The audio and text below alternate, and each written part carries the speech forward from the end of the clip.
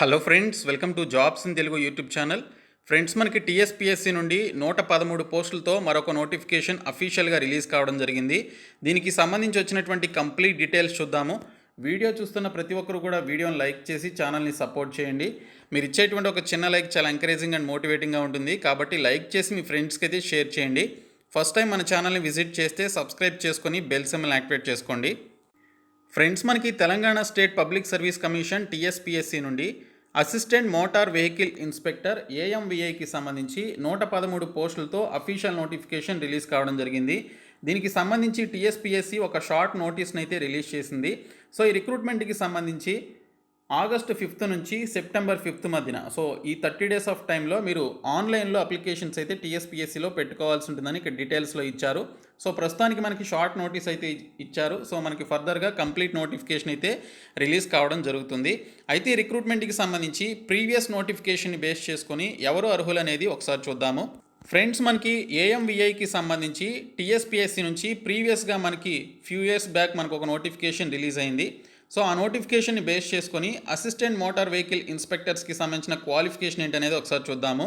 So ఇక్కడ చూసుకున్నట్లయితే assistant motor vehicle ఇన్స్పెక్టర్స్కి మీరు అప్లై చేసుకోవాలి అంటే must hold A degree in mechanical engineering or automobile engineering అని చెప్పేసి ఇక్కడ మనకి డీటెయిల్స్లో ఇచ్చారు. సో మీరు మెకానికల్ ఇంజనీరింగ్ కానీ లేదా ఆటోమొబైల్ ఇంజనీరింగ్ కానీ చేసి ఉన్నట్లయితే అప్లై చేయొచ్చు. లేదా must hold A diploma in automobile engineering issued by the state board of technical education and training అని చెప్పేసి ఇచ్చారు.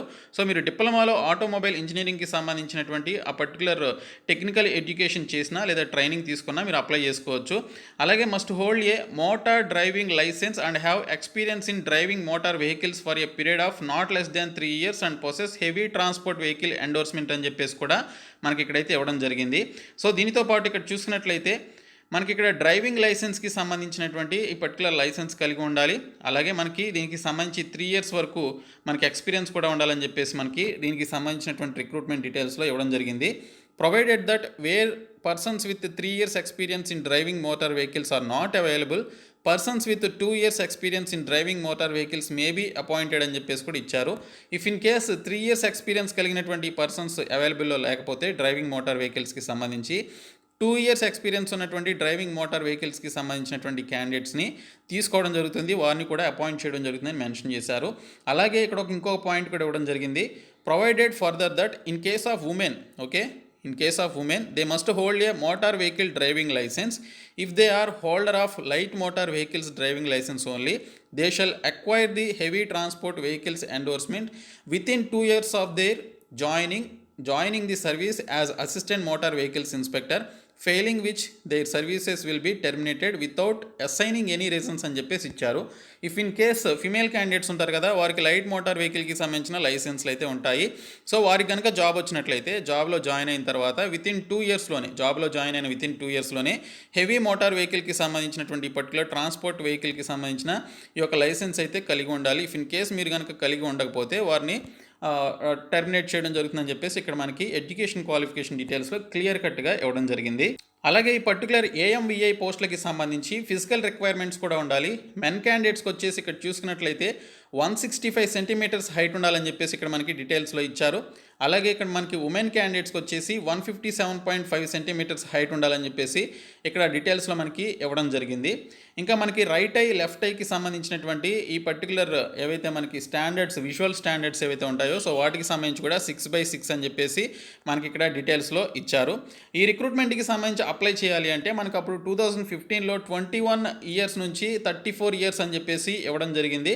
సో మనకి 34 years మనకి పెంచే అవకాశం ఉంటుంది లేదా అంతే ఉండొచ్చు. సో ఒకసారి చూద్దాం, మనకి కంప్లీట్ నోటిఫికేషన్ అఫీషియల్ వచ్చిన తర్వాత మనం ఈ ఏజ్ లిమిట్కి సంబంధించిన డీటెయిల్స్ అయితే మనం ఫర్దర్గా చూసుకోవచ్చు.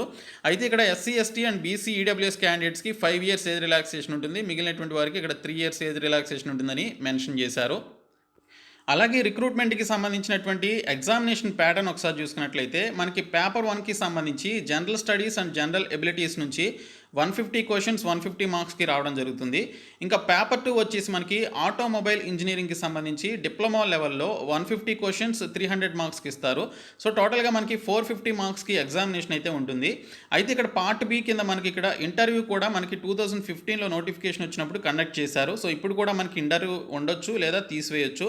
మనకి ఈ నెక్స్ట్ మంత్ రాబోయేటువంటి లేదా ఈ రాబోయేటువంటి ఫర్దర్ డేస్లో అఫీషియల్ నోటిఫికేషన్ వచ్చిన తర్వాత ఇంటర్వ్యూ ఉంచారా లేదా అనేది మనకైతే తెలుస్తుంది. సో ఈ విధంగా మనకి ఎగ్జామినేషన్ ప్యాటర్న్ అయితే ఉంటుంది. సో దీనికి సంబంధించి మనకి నెగిటివ్ మార్కింగ్ అయితే ఉండకపోవచ్చు. అలాగే మనకి పేపర్ 1కి సంబంధించిన సిలబస్ వచ్చేసి టీఎస్పీఎస్సికి సంబంధించినటువంటి ఈ పర్టికులర్ సిలబస్ ఏదైతే ఉంటుందో పేపర్ 1కి సంబంధించి అదే సిలబస్ అయితే ఉంటుంది. సో మనకి ఇంగ్లీష్ ఉంటుంది, రీజనింగ్, మ్యాథ్స్తో పాటు తెలంగాణకి సంబంధించిన టాపిక్స్, ఇంకా మనకి కరెంట్ అఫైర్స్కి సంబంధించిన topics, social and economic geography of ఇండియాకి సంబంధించి, తెలంగాణ జాగ్రఫీకి సంబంధించి, అలాగే environmental studies and disaster management గురించి, అలాగే మనకి ఇక్కడ జనరల్ సైన్స్ గురించి, వీటన్నిటి గురించి మనకి ఇక్కడ టాపిక్స్ అయితే ఇచ్చారు. ఇంకా పేపర్ 2 వచ్చేసి మనకి సపరేట్గా మనకి కోర్ సైడ్ అంటే ఆ particular related mechanical and automobile ఇంజనీరింగ్కి సంబంధించినటువంటి కోర్ సైడ్ డిప్లొమా లెవెల్లో మనకి టాపిక్స్ అయితే ఇవ్వడం జరిగింది.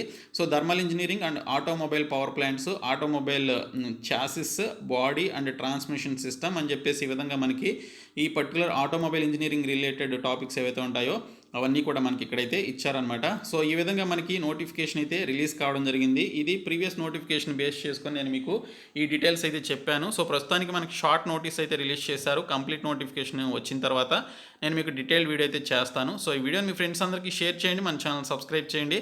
Thank you so much guys.